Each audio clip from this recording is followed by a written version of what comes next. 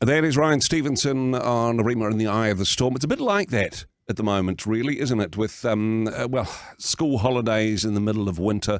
Although quite a few friends of mine seem to be overseas at the moment. Fiji seems to be a popular location. When you combine school holidays with miserable weather, why not go overseas? I think the same situation applies to my next guest, John Cowan, beaming in from the exotic location of his office in the Northshore of Auckland. John, kia ora. Good morning. Thanks for your Yes, time. unfortunately, I'm not skiving around Morocco or walking the Camino or hanging out on the Gold Coast. Europe, Hawaii, Disneyland. Why would people bother doing that? All those Facebook friends of mine that are skiving off to warmer places, posting all those pictures, grinning and eating and relaxing by beaches and pools. What a waste of money.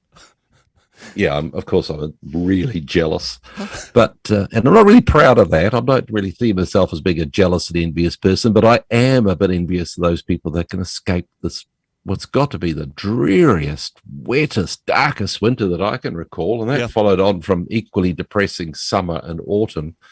The only good thing I can think about it is that people have stopped grizzling about COVID and started grizzling about the weather. Well, it's a good thing to change it up, really, isn't it? We can blame the weather instead of blaming COVID, John. Yeah. Have you noticed people tending to be mopey about the weather, the darkness and the or perhaps you're more of a troglodyte and work in the dark anyway. Yeah, exactly. I'm a bit of an antisocial. So, but yes, I have noticed the weather has been particularly inclement and can't seem to make up its mind. Could you just snow already, or whatever you're going to do, rather than you never know what the day's going to bring, really.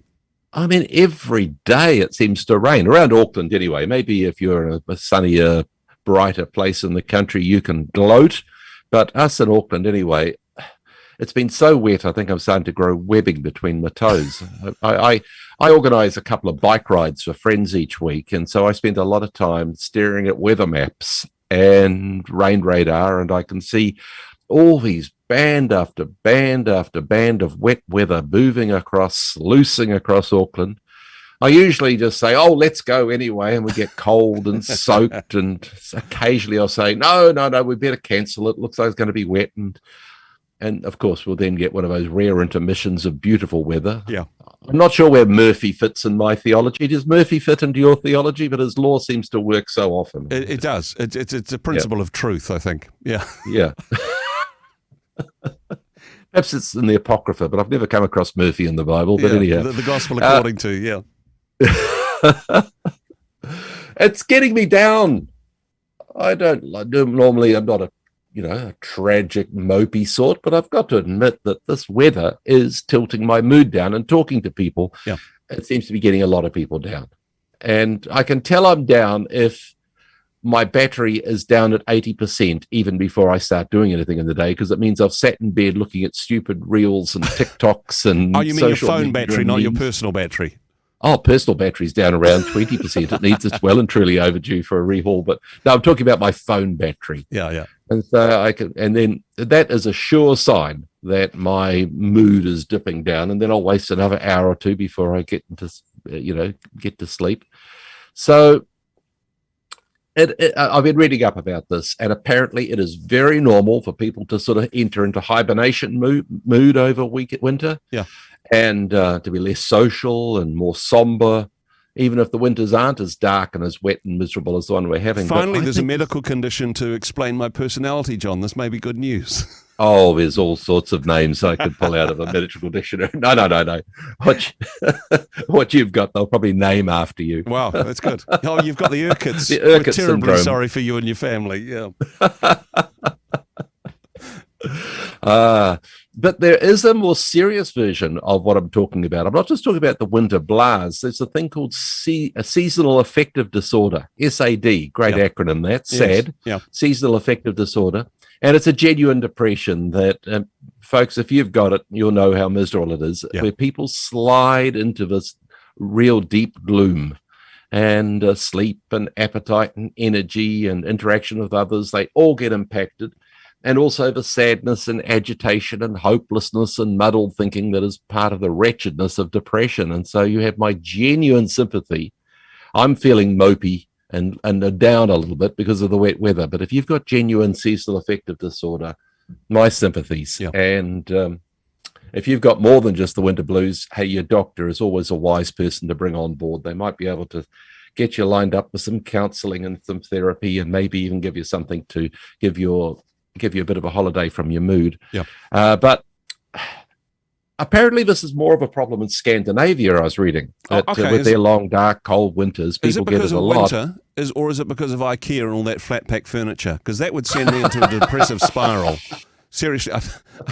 And apparently we're getting an IKEA in New Zealand now. I think we've got it, have we? I don't know. Well, no, it's looming on the horizon, John. But yeah. Can you imagine being trapped in some northern, into some cold, wintry place where there's only an hour of sunshine and you've got all this flat pack furniture to achieve? That would tip you over. And there's 3 screws missing from the pack. Yeah. No, that sounds like a nightmare. But actually, it's less of a problem further north than Stockholm because they have more snow. And the brightness of the snow apparently ameliorates the impact of this dark winter scenario. And that's probably it. It's light. It seems to be that it's the light that genuinely, medically, physiologically impacts our mood. And so they treat it with bright rooms, light rooms, rooms with lots of really bright lamps in them. And apparently it perks them up. And so we could probably do the same to help shift our moods a little bit. So I just want to talk about things to shift your mood over these darker, gloomier days. And light has got to be a big part of it. And I think we need to take our cues from the cat. Your cat will find the sunniest patch in the room. Yep. Go and shift the cat away and go and sit in that sunny spot in your room for a bit. Yep. I mean, artificial light's fine, but a bit of genuine sunshine, I'm sure it's got to be therapy.